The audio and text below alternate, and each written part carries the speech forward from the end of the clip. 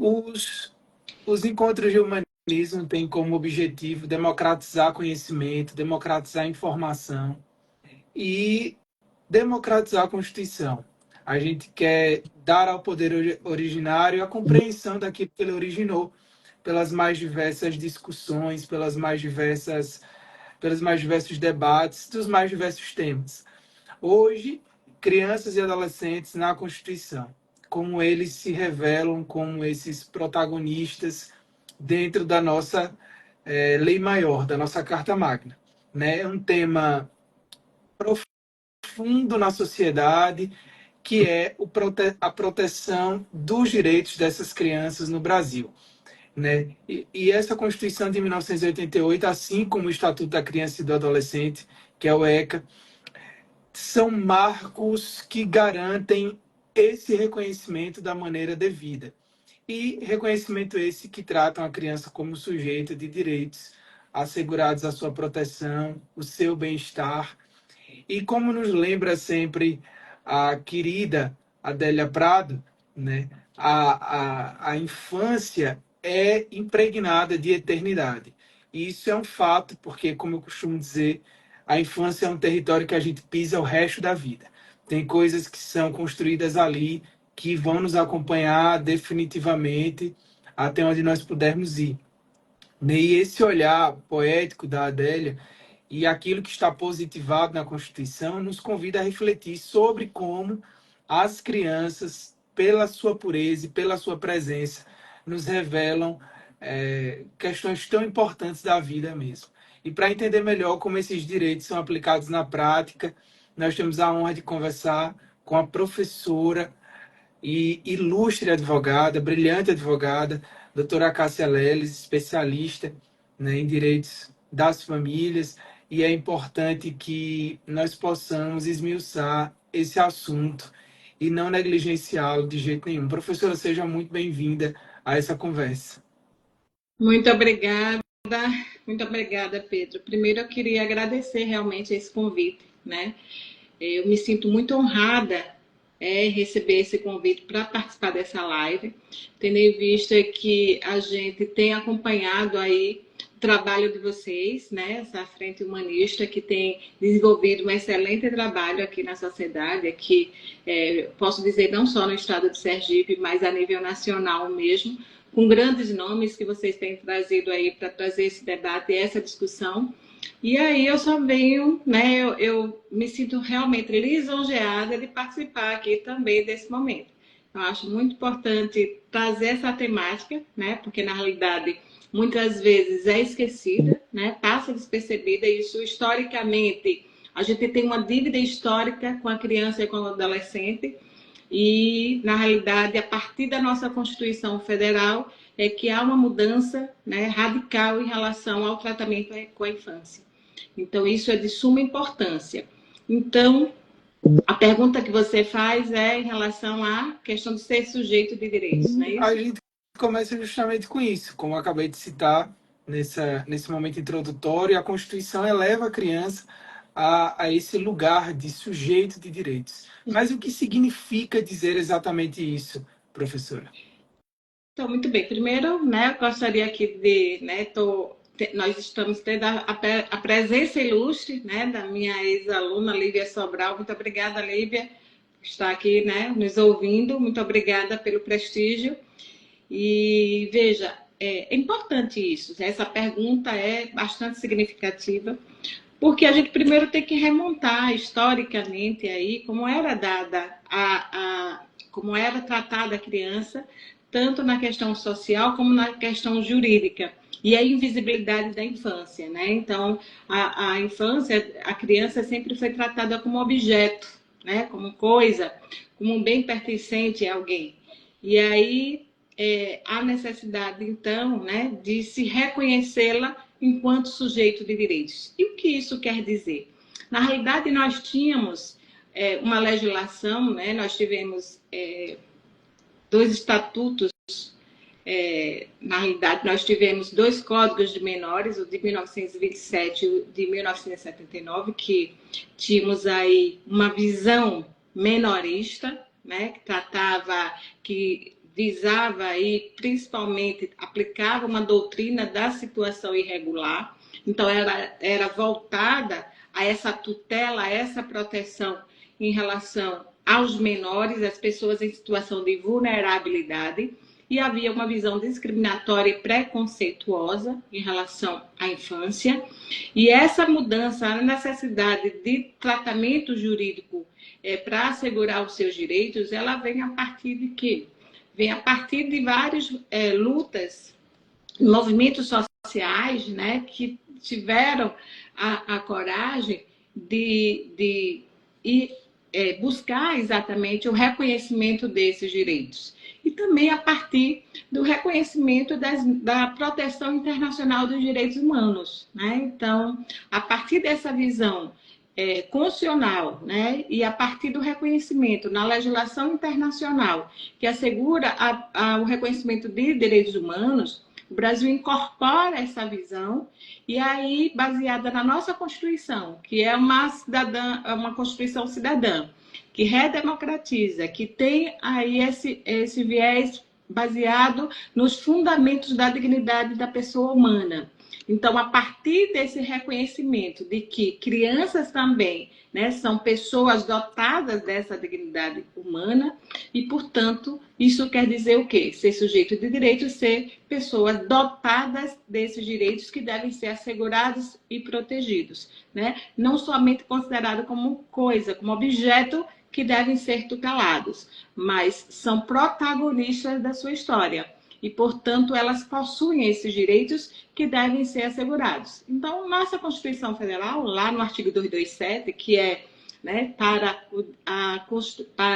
direito da criança e do adolescente, é o principal artigo da nossa Constituição Federal, que assegura aí essa proteção integral, né, assegura aí todos os direitos que são assegurados, que são previstos ali, e as normas principiológicas que vamos dar aí o vetor de como esses direitos devem ser garantidos. Então, é isso. Se esse direito significa exatamente isso. É reconhecê-los enquanto sujeito de direitos humanos, né, da dignidade humana, serem protagonistas das suas histórias e que devem ter protegidos, né, assegurados esses direitos. Em suma, né, resumidamente, dizer... Não, muito bem.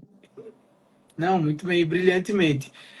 Dizer que as crianças são sujeitos de direitos é exatamente isso, né? O contrário de serem apenas objetos de proteção ou dependentes. Elas têm titularidade, direito a participar da sociedade formativa, né? E devem ser reconhecidas como seres com direitos fundamentais, né? E tanto a Constituição em 88 quanto o ECA, na verdade, asseguram que as crianças têm direito à educação, à saúde, convivência familiar, proteção contra qualquer tipo de violência. E isso altera muito a visão tradicional de que a criança é meramente um objeto de cuidado, né? Para uma visão mais proativa de que reconhece, na verdade, sua autonomia e sua dignidade. Eu estive lendo esses dias um dicionário feito por crianças, muito interessante, aquilo é genial. E elas dão significados tão próprios a coisas que são corriqueiras, até banalizadas pelos adultos, né? E é muito importante quando a gente recorre à ótica da criança para poder se ver no mundo.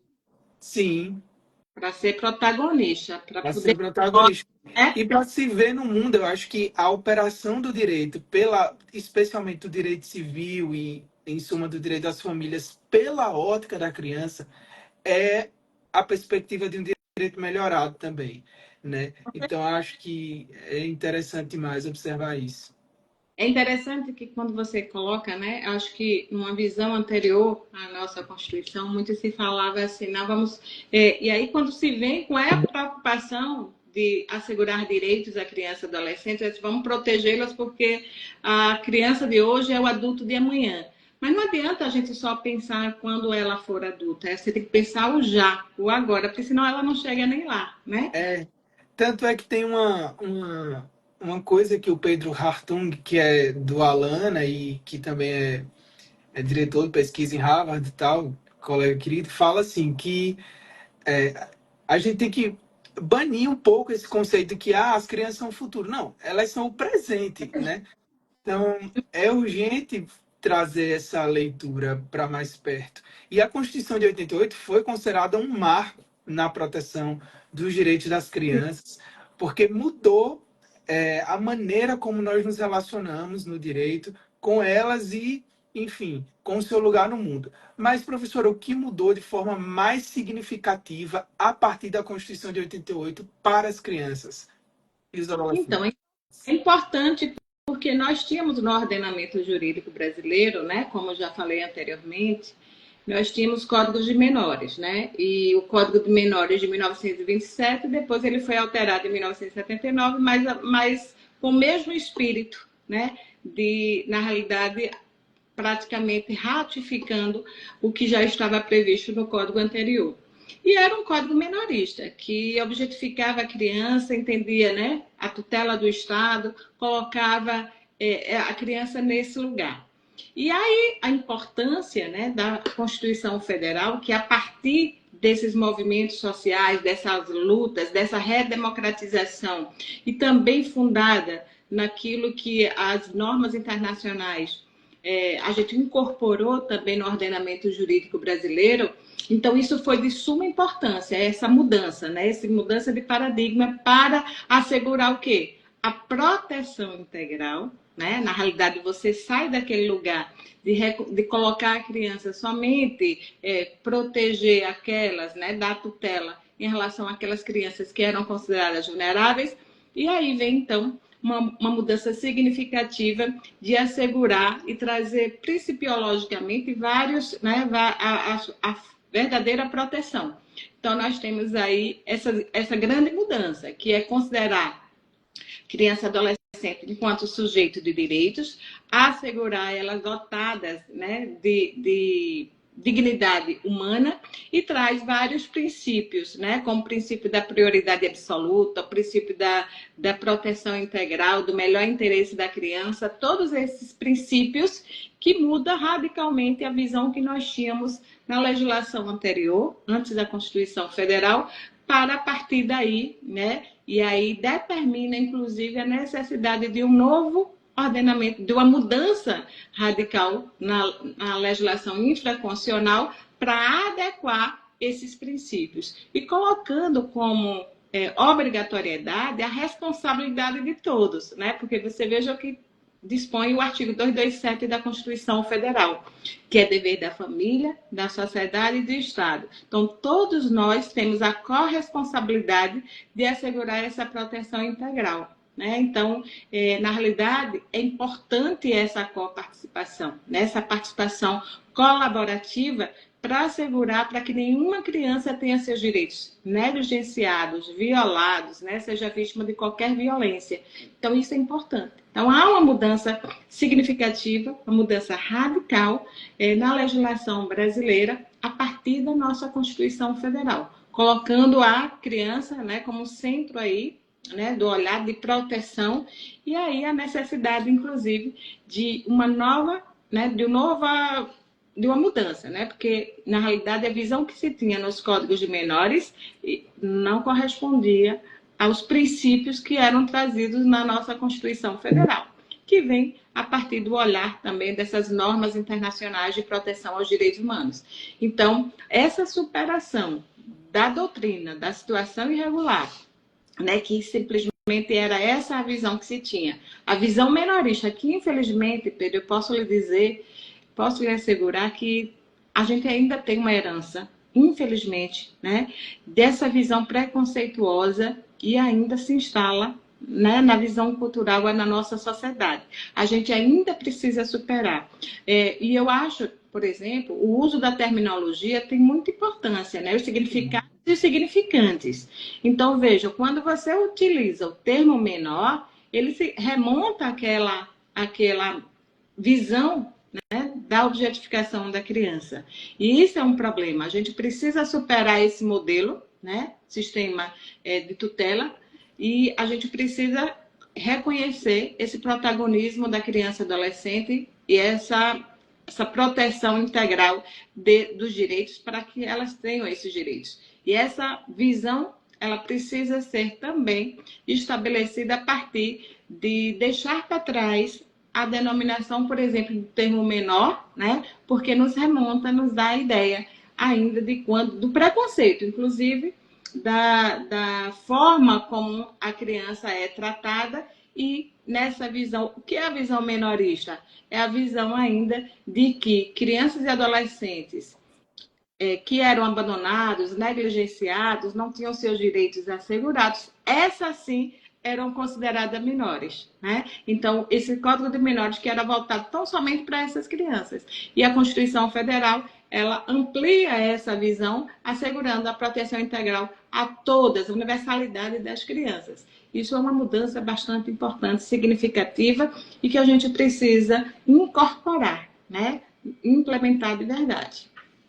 É, e o quanto isso não pode escapar da gente. Ontem, no último episódio do Encontro de Humanismo, antes desse, eu conversava com o professor Lênin Streck justamente sobre como a Constituição, tantas vezes, ultimamente, tem sido encarada de forma apenas retórica. E a gente precisa dar a dimensão das coisas como elas são, né? Implica o mandamento do 227, implica, na verdade, prioridade nas políticas públicas, no orçamento, na tramitação dos processos, no atendimento a serviços essenciais. E a Constituição rompeu com aquele modelo do Código de Menores, como a senhora bem trabalhou, e preparou o caminho para a estruturação e promulgação do ECA, né, consolidando inclusive esse princípio da proteção integral, adotado também ali na Convenção sobre os Direitos da Criança da ONU em 1989, salvo o maior juízo, e trouxe mesmo essa perspectiva progressista urgente para que nós pudéssemos trazer à tona toda essa discussão. Só quero fazer um reforço, e que na última pergunta eu citei que sobre a leitura de um dicionário, e para quem tiver interesse em ver, se chama Casa das Estrelas, é um pequeno dicionário com 500 definições diferentes, de 133 palavras diferentes, né? Muitas crianças participam das definições das mais diversas palavras, crianças que vão de 4 a 11 anos e que, enfim, falam das mais diversas formas sobre como elas enxergam o mundo. Inclusive, algumas, você consegue extrair que algumas sofreram traumas imensos através dessa leitura, porque elas conseguem transmitir com muita clareza a dor e a alegria de terem vivido coisas, né? Por isso que não pode ser descartada a audição à criança em várias etapas, né, do convívio da operação do direito. São exemplos disso a adoção, né, onde a palavra da criança é considerada, é ouvida, né? É exemplo disso também o desejo dela de, quando adotada, querer reconhecer suas origens biológicas, né, com amparo de psicólogo e etc. E tudo isso precisa ser levado em consideração porque ela não é um pequeno ser humano, é um ser humano, um universo à parte e que tem todas as suas peculiaridades. Mas nós falamos muito sobre o princípio do melhor interesse da criança em alguns momentos. Mas como esse princípio, professor, é aplicado na prática?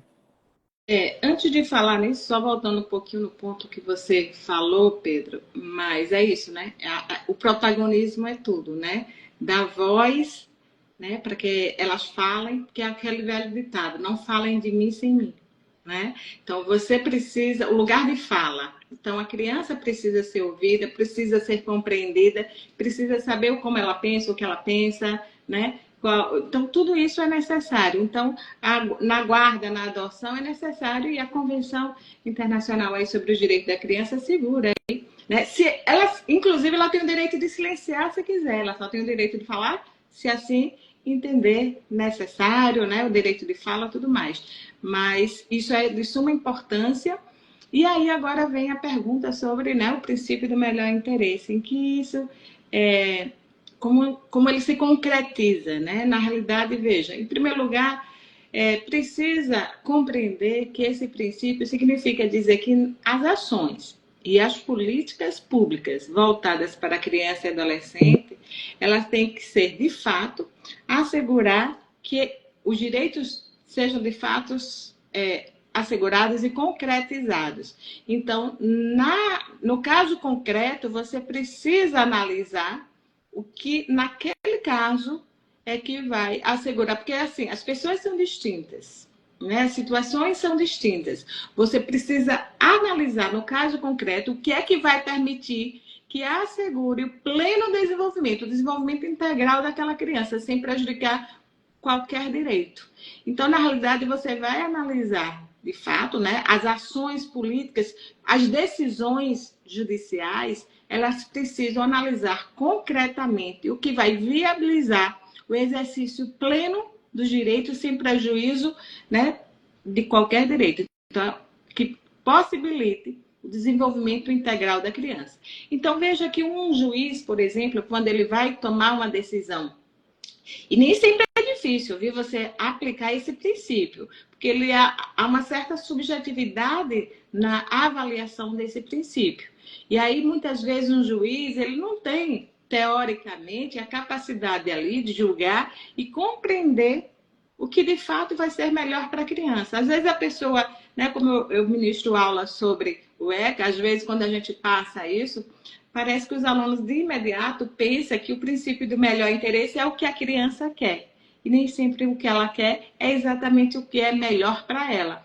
E é tão complexo, né, você identificar o que é melhor para ela, que é necessário, muitas vezes, a contribuição de outros profissionais multidisciplinar que vão contribuir na avaliação do que é o melhor para ela. Então, o juiz, muitas vezes, ele vai precisar de uma avaliação social, psicológica, né? Porque, na realidade, é analisar, naquele caso concreto, o que vai, de fato, efetivar, possibilitar que os direitos dela sejam concretizados. E isso não é simples, né? Isso não é fácil. Muitas vezes a gente pode, até tentando acertar, pode errar. Então, é muito complexo, é muito difícil. Então, você imagine a seguinte situação. Imagine que uma criança, né, tenha sido trocada lá na maternidade, tá? E aí, quando as mães trocaram, e aí com 1 ano de idade, com 2 anos de idade, se descobre a troca. E aí vem para o juiz tomar a decisão. E agora? Né? O que é melhor para essa criança? Porque você vai priorizar também o interesse dela, ainda que os direitos dos pais estejam, né? Na realidade, você tem que conciliar aí todos os interesses e verificar o que é melhor para ela. Então, não é uma decisão simples, não é uma decisão fácil, e aí você tem que, né, tem que buscar aí, principiologicamente, e também dentro dessa contribuição das várias ciências, das várias, né, multidisciplinar, para contribuir para o olhar do juiz. E não só isso, né? Eu dou exemplo em relação a uma decisão judicial, mas como eu falei antes, ações, né, políticas públicas, né, decisões políticas, tudo isso tem que analisar o que é melhor para a criança. Como você bem colocou também, a questão orçamentária. Será que a gente está colocando, né? Será que os governantes estão priorizando de fato também a criança e adolescente, né? Na realidade, nas suas propostas, no seu orçamento público? Então, na realidade, a proteção integral, ela visa, né, também que as ações e os programas né, as campanhas, os programas, né, as políticas públicas, elas sejam voltadas, priorizando o interesse da criança. Então, o princípio do melhor interesse, baseado nessa proteção integral, né, para que ela tenha, de fato, a conciliação de todos os direitos, vai colocar, de fato, naquele caso específico, o que é melhor para ela. E essa contribuição dessa visão, né, no caso concreto, é quem vai contribuir para essa avaliação. Então, não é fácil, não é simples, mas é necessário, né, buscando aí para que concilie todos esses direitos. E algo que você citou que foi importante para compreender melhor é justamente isso, que na academia, muitas vezes, inclusive na vida profissional mesmo, tem muito essa confusão conceitual do que é o princípio do melhor interesse da criança. Parece que é só necessariamente o que ela quer. E, na verdade, não. Ainda que a opinião seja considerada, obviamente, como a gente citou antes, a criança ainda também carece de discernimento pleno para todo o contexto, né? Então, é um princípio que serve como um norte interpretativo para que o operador, ainda que o conceito seja um conceito jurídico indeterminado, que exige contextualização, como você bem disse, mas serve para que ele possa, o operador de direito, possa avaliar o impacto que aquela decisão vai ter sobre a vida da criança e optar pela solução que melhor preserve o seu direito e as suas necessidades específicas. Então, é um contexto mesmo, como você bem trabalhou, né? Até lembro que Maria Berenice... Não, né? Em casos de adoção, por exemplo, que às vezes a adoção ela tem todo uma a adoção ela é regulamentada pelo ECA e muitas vezes tem pessoas que fazem um processo de adoção contrário a disposições legais e começa errado e aí depois vai buscar o judiciário para legitimar aquilo que começou errado. E aí acaba, né, buscando aí a necessidade da aplicação desse princípio do melhor interesse para ver o que é melhor, então, nesse caso concreto. É fazer com que, às vezes, vai para a família extensa, né, a busca de assegurar que ela permaneça na família natural, na família extensa, e o que é o melhor, né? A permanência ali é buscar a família extensa para que aquela criança fique, ou que seja colocada para uma família, né, chamada de substituta. E eu até recordo que Maria Berenice Dias citou uma vez que toda vez que o princípio for aplicado, é importante também a exigência de superação do próprio judiciário de alguns preconceitos, como preconceito de gênero, né? Preconceito de orientação sexual, de arranjos familiares considerados não tradicionais. Então, é uma exigência que é fundamental para que tanto o Poder Judiciário quanto os demais operadores de direito, os advogados, e, enfim, inclusive acadêmicos, que considero também que são, possam se envolver e acabar, enfim, tornando o princípio mais efetivo. Porque, assim, como costumo dizer, o direito é randômico, né? É como a vida, não dá para a gente parar naquelas estruturas que nós conhecíamos antigamente ou tradicionalmente, etc. Né? Tanto é que o conceito já foi muito bem retrabalhado, de família, etc. Mas é um princípio que exige o abandono desses conceitos artificiais que não se sustentam mais, né, hoje em dia. Mas a gente chega no ECA nesse momento, especificamente. E o ECA é essa lei toda, essa coisa enorme que acaba tornando tão efetivo o desejo da Constituição 227 de forma prática. Mas como o Estatuto da Criança e do Adolescente complementa e faz cumprir aquilo que está como desejo da Constituição no 227, professora? Então, Pedro, veja, em primeiro lugar, a gente tem que pensar, né, a Constituição como um vetor, né, como uma norma que é a base para que o ECA venha depois, como eu já disse, quando a nossa Constituição ela foi aprovada, foi promulgada, nós tínhamos uma legislação que era uma visão completamente inversa do que propõe a Constituição Federal, né? Do que assegura a Constituição Federal. Era necessário, então, o quê? Uma norma que viesse a fazer valer tudo aquilo que estava assegurado na nossa Constituição. Então, eu posso dizer que a Constituição, o ECA, ele regulamenta e operacionaliza o que está previsto na Constituição Federal. Veja que o artigo 227 e dentre outros, eles podem ser considerados como normas programáticas. Né?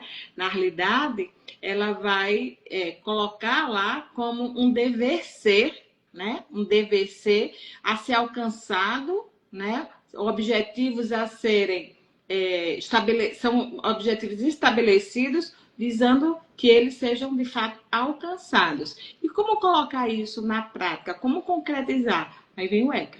O ECA ele torna esses princípios, porque na realidade eu posso dizer que a Constituição elas são normas, nós temos ali disposições programáticas e principiológicas, né? Baseada em princípios, mas nós temos que colocar isso como regras, né? Para não ficar somente naquele dever ser e que inalcançável. Então o ECA é com esse objetivo. Ele vai complementar porque ele vai tornar concreto, tornar regra, né? A exigibilidade, inclusive, daquilo que está previsto lá na Constituição Federal. Esse é o grande, né? A grande finalidade do próprio Estatuto da Criança e Adolescente, que é uma das normas mais avançadas em relação à proteção da criança, elogiada no mundo inteiro. No mundo inteiro. Então, o quanto ela é elogiada, o que a gente precisa é a sua efetivação, né? Porque é uma norma belíssima, né? Que é asseguradora de direitos e ela traz, né? Tudo aquilo que nós temos lá no artigo 227 e dentre outros, né?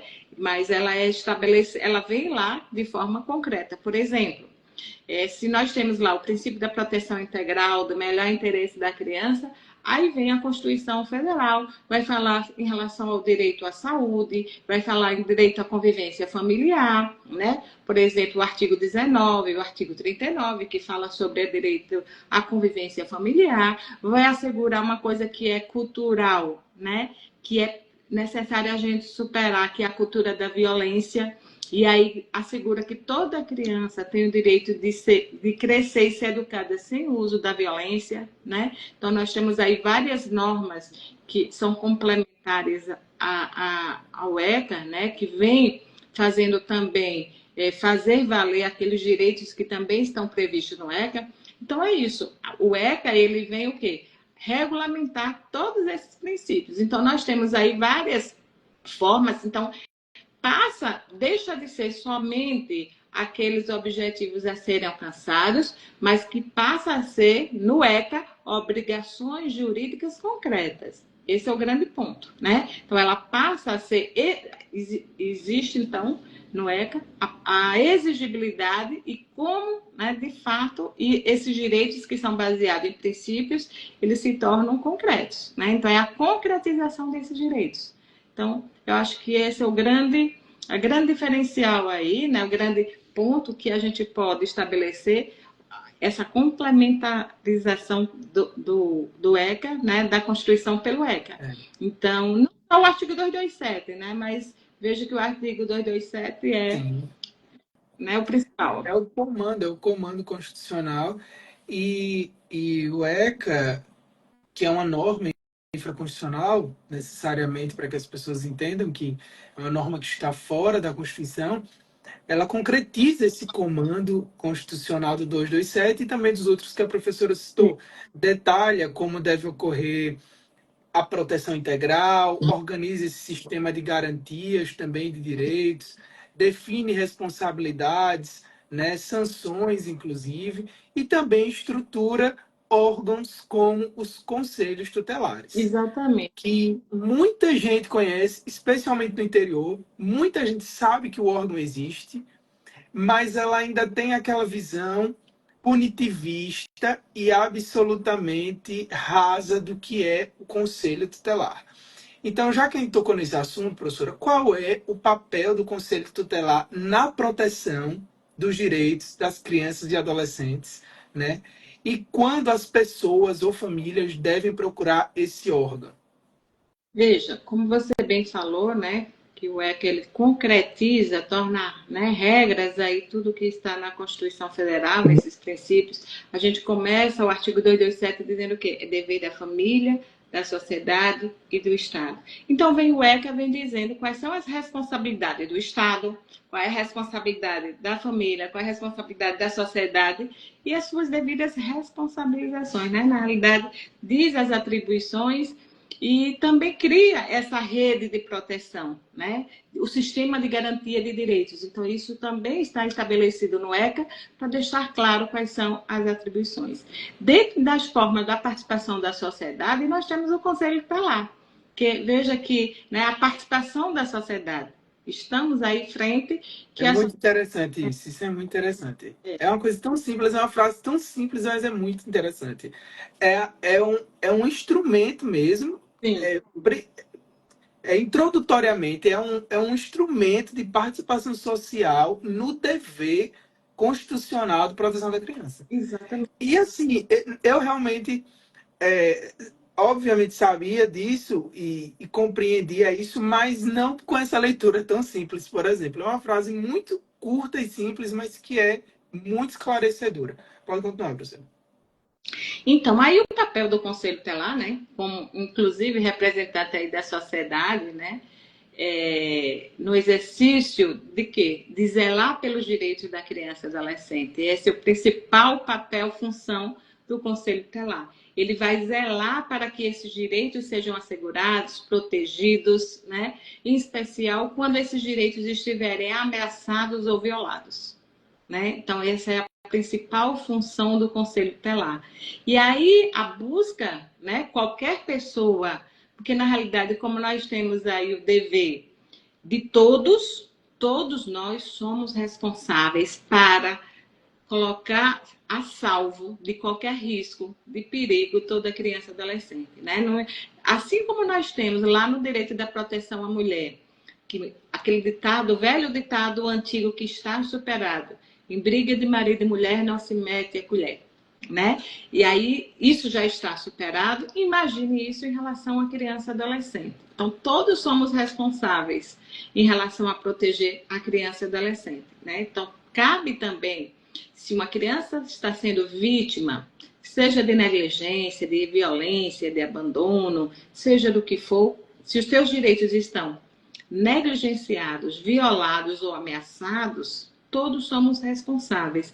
Então, na hora que você identifica qualquer ameaça de direito, qualquer violação de direitos, né? Tanto a família pode, porque na realidade até a própria criança ou o adolescente, ela também pode se colocar nesse lugar de violação de direitos, né? Os seus direitos podem ser ameaçados pelo Estado, pela família ou pela própria criança ou adolescente. Ela pode estar em situação de risco, seja por qualquer desses. Então, cabe a qualquer um de nós, né, pedir socorro ao Conselho Tutelar, que tem essa missão de zelar para fazer assegurar que esses direitos sejam, de fato, né, cumpridos. Então, é isso, em suma. E aí são várias atribuições, né? Na realidade, nós temos aí várias atribuições do Conselho Tutelar. Né? O artigo 131 enumera, do ECA, vai enumerar várias atribuições do Conselho Tutelar. Nós temos uma legislação nova, inclusive, que ampliou, né? Ampliou muito mais ainda essas atribuições do Conselho Tutelar, que é a Lei Henri Borel. Não sei se você, né, também já conhece, mas essa Lei Henri Borel, que é recente, na realidade ela ampliou essas atribuições do Conselho Tutelar. E aí ele pode pedir medida protetiva, né? Então, ampliou-se muito mais essas obrigações. E agora, lembrando que o Conselho Tutelar, ele não julga, né? Ele não tem um papel de julgar, né? Então, ele tem as atribuições de zelar, né? De atuar, mas ele não tem um papel de julgar, né? Ele não vai jamais, por exemplo, destituir do poder familiar. Essa atribuição não cabe ao Conselho Tutelar, né? Então é importante salientar isso, porque ele também tem limites de atuação, tá? Então é importante mas ele tem os caminhos para encaminhamentos, ele tem como orientação, né? Um dos papéis do Conselho Tutelar é a orientação.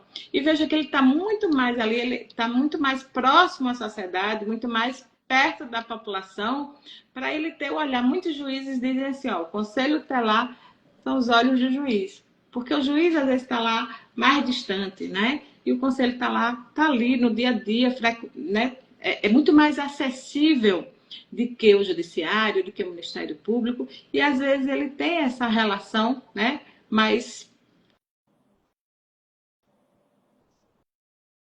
essa orientação e é muito mais acessível, deve ser acessível, né, a todos. E, portanto, essas funções aí do Conselho Tutelar, de atender criança, de orientar, né, os pais, de fazer encaminhamentos, né, podem fazer encaminhamentos para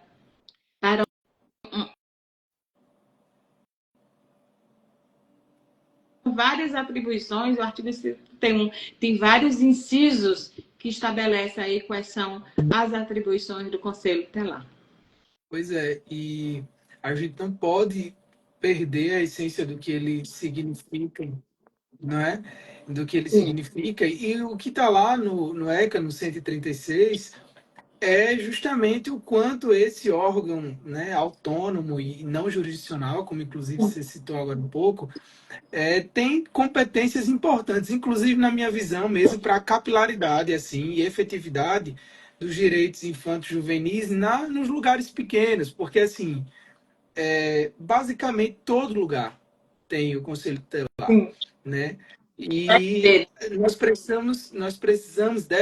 precisamos enxergar o conselho como esse espaço de acolhimento e não de punitividade, né? Não de punição, por mais que também possa aplicar sanções administrativas. Eu quero até reforçar isso aqui, pode fazer essas aplicações não só para os pais, mas para outras pessoas da família, porque é vedado tratamento degradante contra crianças, é vedado qualquer tipo de tratamento humilhante com as crianças. Isso não significa que os pais não podem chamar atenção, não podem aplicar castigos moderados, comuns e etc., mas de modo algum algo que possa ferir a integridade psicológica ou física de uma criança ou um adolescente. Isso é muito importante, gente, porque é justamente isso que vai reforçar e construir aquilo que a gente trabalhou no início, né? Esse terreno do qual se pisa a vida inteira, que é a infância.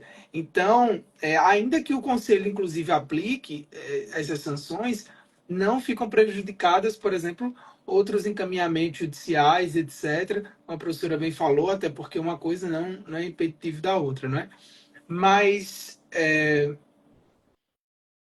se encaminhando para o final, professora, como você tem enxergado a discussão ideológica em torno da menoridade penal, já que a gente tem discutido aqui nesse momento sobre sanções e também sobre o lugar de proteção e violação, consequentemente, dos dois lados da moeda dos direitos das crianças e adolescentes? Pedro, essa pergunta é bem interessante, porque como eu ministro essa disciplina, né, eu sempre faço provocação na sala de aula, querendo saber as opiniões dos alunos, né? Porque geralmente sempre emite essas opiniões e muitas vezes reproduz opiniões, né? Não tem dados ou números ou base científica para apresentar, né, qual seria a razão para que ocorra essa redução. E a gente tem aí a polarização, inclusive, né? Uns defendendo a redução e outros não. E muitas vezes essa discussão vem em momentos de acontecer um fato, né, que chama atenção na sociedade, que tem o envolvimento de um adolescente, né? E aí isso é um momento pior para trazer essa discussão. Inadequado para se fazer essa discussão, né? Porque justamente pelo clamor público, né? Porque você vai defendendo aí baseado nesse clamor, faz com que as pessoas venham julgar baseado naquilo, mas você tem que trabalhar, inclusive conhecer as razões. Primeiro, qual é o objetivo? Né? Então, qual é o objetivo dessa redução? O que é que esse objetivo? É a redução da criminalidade? Vamos ver qual é o percentual de envolvimento de adolescentes em casos, né, graves e tudo mais. Então, vamos ver. E quais são os tipos de práticas que eles estão envolvidos, né? Vamos ver o espelho também de outros países que já adotaram essa medida e se foi exitosa. Vamos analisar se conseguiram alcançar o objetivo, que era a redução da criminalidade. né? Então, alguns países já tiveram essa experiência e depois retomaram, né? Desistiram, voltaram atrás, né? Exemplo da Alemanha e outros países que mudaram esse posicionamento em relação à redução. E aí é como você colocou mesmo, na realidade existe muitas vezes o motivo que é a redução, ela é baseada simplesmente nessa, na realidade você começa a defender, né? Porque você está, muitas vezes, até razões políticas são envolvidas para se posicionar a respeito disso. E a gente tem que, né, se desapegar disso, porque a gente tem que analisar tecnicamente, cientificamente, e aí a gente vai analisar a partir da Constituição Federal, juridicamente, se considera ou não cláusula pétrea, porque alguns defendem, né? Alguns juristas vêm defender essas garantias, porque nós temos na Constituição Federal, né? E no ECA, na realidade, qual é a idade mínima para a inimputabilidade penal, né? Mas eu queria também assentar o seguinte, que a inimputabilidade penal não quer dizer irresponsabilidade, porque existe sim a responsabilização dos adolescentes, o próprio ECA estabelece essa responsabilidade dos 12 aos 18 anos de idade. A responsabilidade existe, mas o quê? De acordo com o desenvolvimento, né? Na realidade, qual é a finalidade? E é diferente da pena, né, imposta aí o adulto, né, acima de 18 anos. Então, é isso que a gente tem que trabalhar. Porque essa ideologia, né, na defesa dessa redução, na realidade, ao meu ver, né, é baseado numa ideologia, é um equívoco, né? Ao meu ver, eu sou contra a redução. Na realidade, a gente tem que aprimorar o que a gente entende necessário, né? Quais são, se é necessário que ocorram mudanças, essas mudanças podem sim aprimorar o que nós temos em relação à devida responsabilização para situações mais graves, porém, não acredito, não defendo a redução, porque eu acredito, primeiro, nos argumentos jurídicos, como cláusula pétrea da proteção, respeito aí o que está assegurado, garantida, uma garantia e a gente não pode retroceder, né? Seria um retrocesso. Veja que, como a gente falou lá no início, nós tivemos os códigos de menores, e esses códigos de menores, eles estabeleciam a avaliação, né, da capacidade ou não de discernimento, e isso nós evoluímos, e nessa evolução nós estabelecemos aí a idade de 18 anos sobre a imputabilidade penal. Então, ao meu ver, seria um retrocesso, né? Seria a gente perder todos os avanços, todas as garantias que nós conquistamos com todo esse tempo. E, ao meu ver, a gente precisa, de fato, ser baseado exatamente nas finalidades, né, do que está preconizado no ECA. Tá?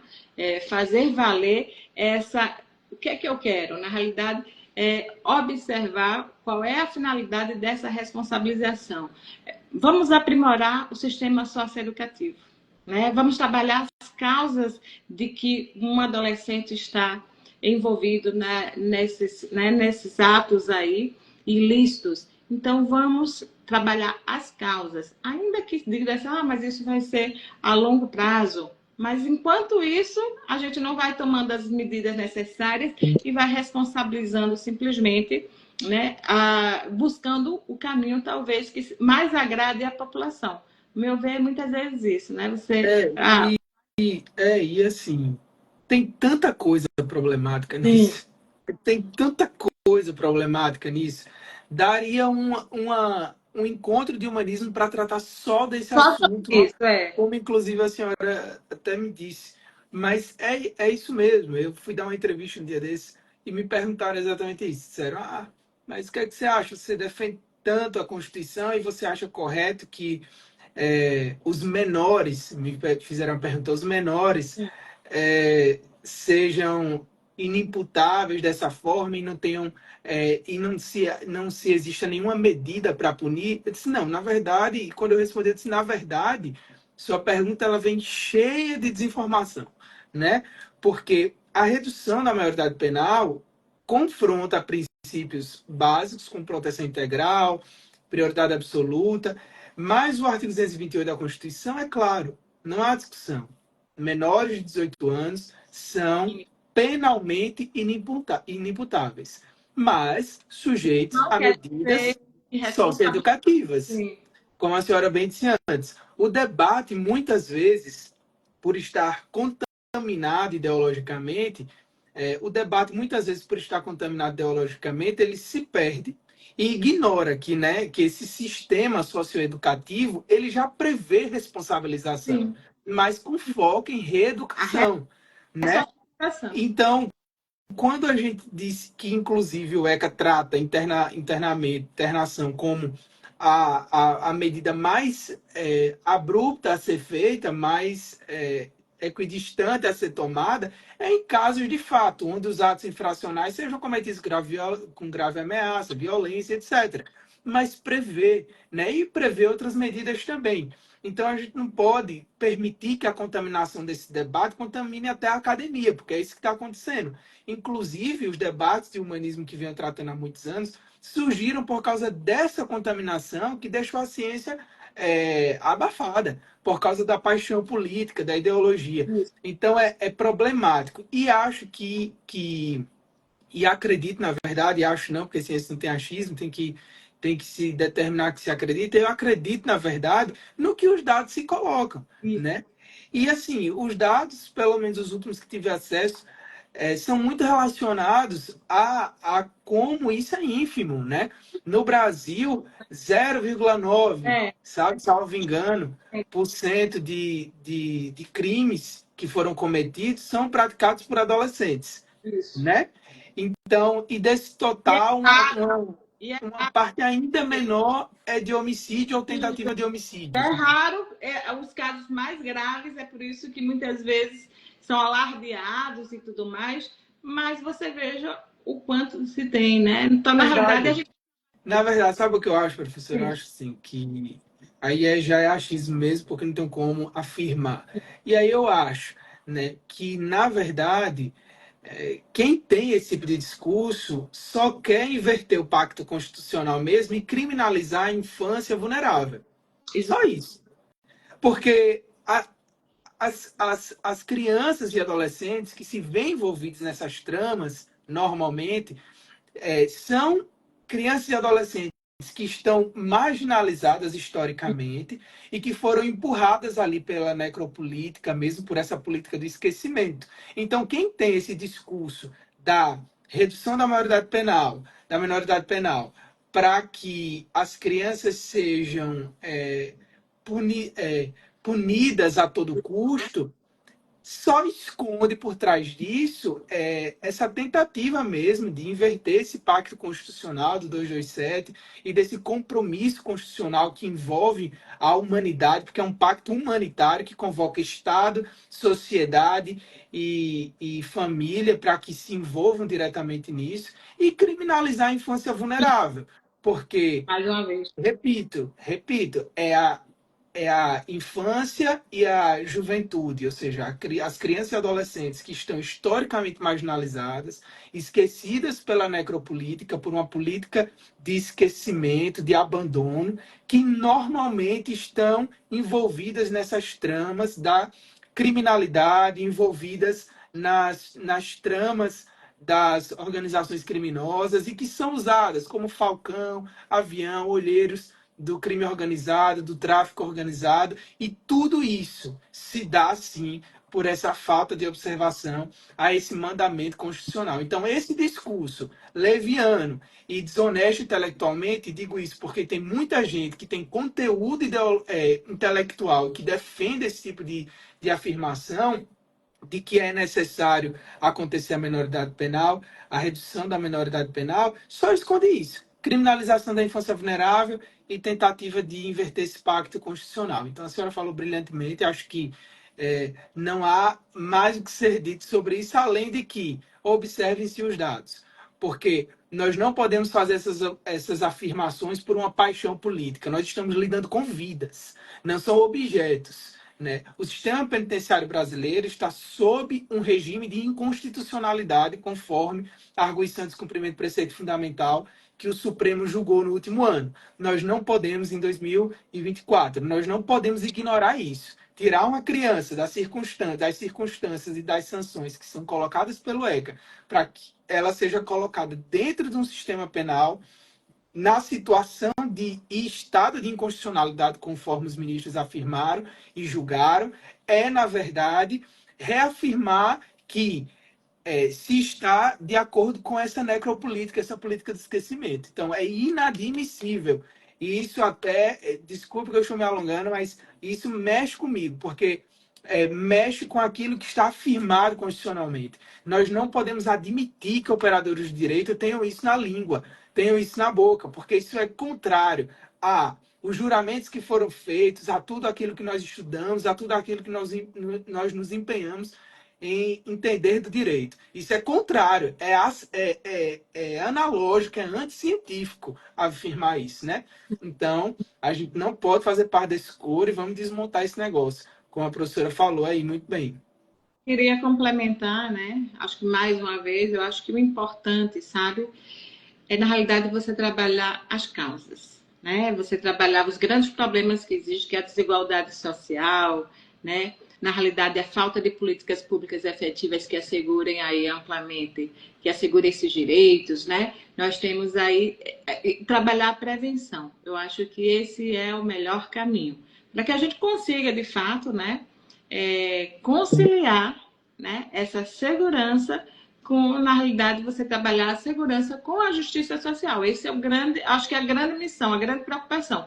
Ainda que você, porque muitas vezes essa visão imediatista, né, para poder agradar a solução imediata, para dar, muitas vezes, politicamente defendida com o objetivo de angariar votos, porque vai agradar a população, esse discurso. Então, esse, para mim, é um grande problema. E que, muitas vezes, como eu disse anteriormente, ele é defendido nesses momentos mais críticos, onde surge um problema assim, e que aí esse é o momento para poder fazer essa defesa. E esse é o pior momento de trazer essa discussão à tona. Então, e como você bem disse, tem muitos aí, infelizmente, né, intelectuais, juristas e tudo mais, que cai nisso, acaba defendendo isso, né? E a gente precisa analisar também, à luz da Constituição Federal, né? Analisar juridicamente a partir de ser cláusula pétrea, porque é o meu entender, né? Porque eu sei que mesmo os juristas se dividem em relação a isso. Sim. Existe essa visão, mas eu acho que cabe a gente e ainda alcançar quais são os objetivos com o sistema carcerário que nós temos, né? Falido, sistema que não funciona.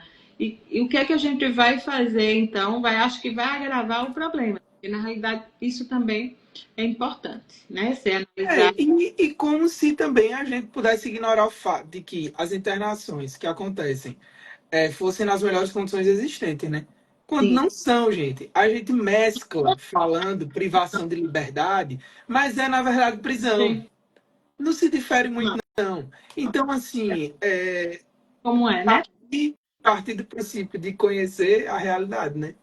Está longe de conhecer. Pois é. Mas, professora, para a gente encerrar, sim, uma última pergunta, né?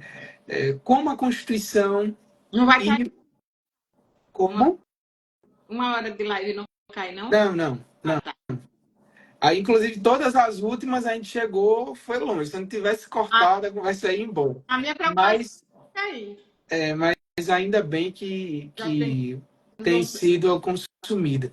Mas como a Constituição e o ECA, professora, têm tratado o papel da família na vida das crianças? E entenda-se aqui, minha gente, família como esse ambiente de afeto e acolhimento, certo? Professora, né? É com você. Então, veja, primeiro a gente vai, a própria Constituição já assegura, já prevê lá no artigo 226, né, que a família é o quê? É a base da sociedade, né? É o pilar, Então, o próprio Estado, ela protege a família pela sua função social. Ela tem uma função social, né, primordial. Então, primeiro, ela é quem vai, como você disse aí, deve ser, né, um dever ser, que deve ser um lugar de amor, de carinho, de respeito, né, de atenção, de acolhimento, né, de defesa. Então, no geral, deve ser esse lugar. Então, em primeiro lugar, esse papel fundamental que a família tem, porque esse cidadão que vai estar aí na sociedade, primeiro, a função da família em formar, em orientar, né, em dar suas bases. Então, esse papel é o papel primordial da família. Então, a importância da família na formação dessa pessoa, desse cidadão. Então, ela é o primeiro grupo social que a pessoa convive, que ela vai ter essa função, esse papel responsável também pela proteção, né, dos direitos da criança e adolescente.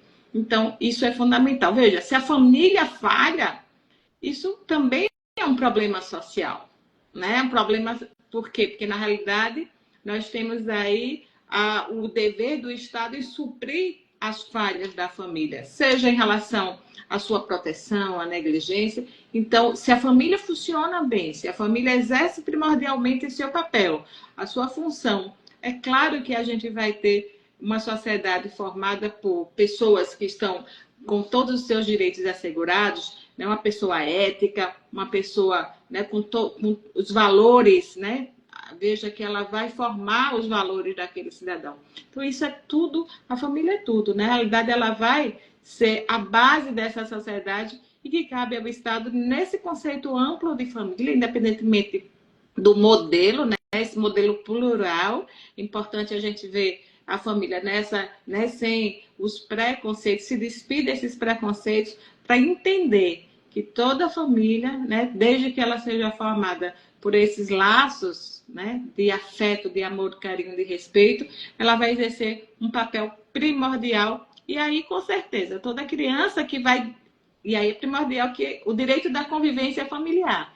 Toda criança tem o direito à convivência familiar. A família é essa base, né? Então, é importantíssimo na formação, na construção da nossa sociedade, né, que se dê essa proteção à família para que essa estrutura familiar dê condições para que toda criança tenha a possibilidade, né, crescer e se desenvolver no seio dessa família e crescer e se desenvolver psicologicamente, materialmente, todos os seus direitos sejam de fato assegurados. Então, isso é importante, né? Então, no exercício, veja, que o próprio poder familiar, ela já estabelece obrigações, né? Então, nós temos aí o dever de sustento, o dever de assistência material, moral, psicológico, tudo isso. Então, esse papel fundamental da família na formação, na manutenção da criança, em que ela, em primeiro lugar, é a família que tem todas essas obrigações de assegurar todos os direitos. Então, primeiro vem ela, família,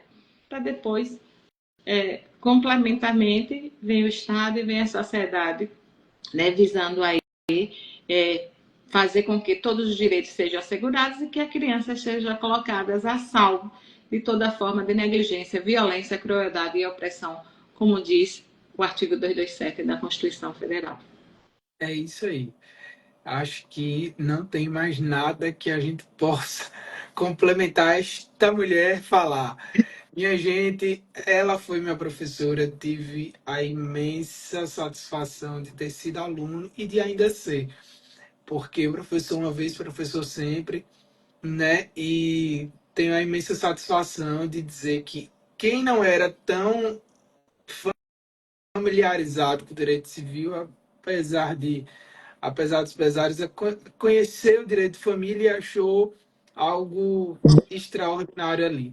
Com o passar do tempo, eu encontrei ela esses dias, passar do tempo, eu fiquei mais encantado ainda, porque é impressionante ver como o direito das famílias tem um lugar de tanta importância na Constituição, porque a família é a primeira responsável pela proteção e pelo desenvolvimento de um outro ser humano, que é a criança, né?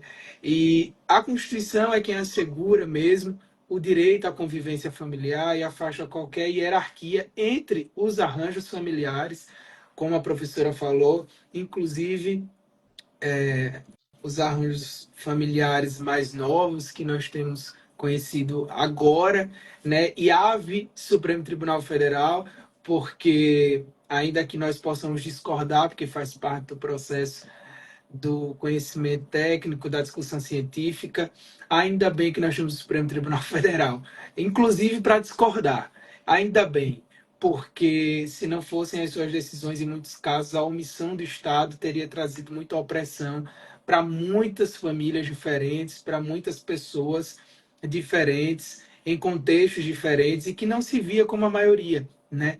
Ainda no último episódio, conversando com o professor Lênin Streck, nós falávamos sobre como democracia não é um espaço de poder permanente, é um espaço vazio, onde o poder varia e onde não necessariamente a maioria é contemplada somente, mas as minorias são alcançadas sempre, né, pelas instituições. E os pais ou responsáveis, né, têm deveres de sustento, de guarda, de educação, de afeto.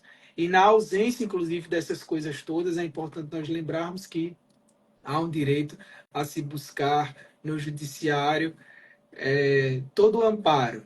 Omissão familiar, né, ou seja, omissão do poder familiar, abuso, exploração sexual, abandono, descaso por parte das políticas públicas, cabem recorrer ao judiciário sem a menor dúvida. E porque tudo aqui visa garantir a dignidade da criança, né? Então, à luz dos direitos da criança, não não não querendo indicar que os adultos não mereçam qualquer observação, não é isso. Mas é que para o direito há área para tudo, há alcance para tudo, há uma boa mão para se estender a todas as pessoas, especialmente aquelas mais vulneráveis, como as crianças e os adolescentes. Pode falar, professora.